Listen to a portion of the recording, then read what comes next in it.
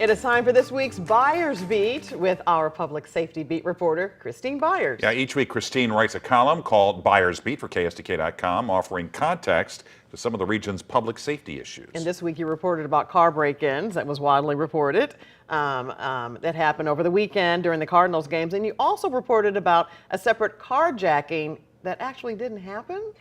That's right, Kelly. So police are now saying that a woman who reported that she had been robbed at gunpoint while she was in traffic during a game wasn't actually robbed at gunpoint. Lieutenant Joe Marisi said the police department determined that she made up the story and basically said it was to cover up for the fact that someone, an unknown individual, was driving her car that was involved in a crash.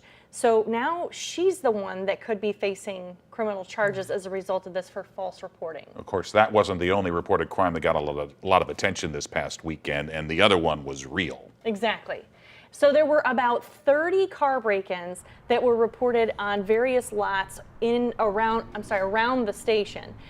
So I was able to catch up with Cardinals President Bill DeWitt III, and he talked about how the team is going to be looking at redeploying the officers inside the stadium. Let's take a listen to what he had to say. We've talked about maybe having them fan out a little bit more into the parking lots so that the break-ins wouldn't occur. So that's one of the strategies we've talked about just recently, and I think you'll see that happening in the short term. And also a bill to beef up security on surface lots failed through the Board of Aldermen. What do the Cardinals think about that?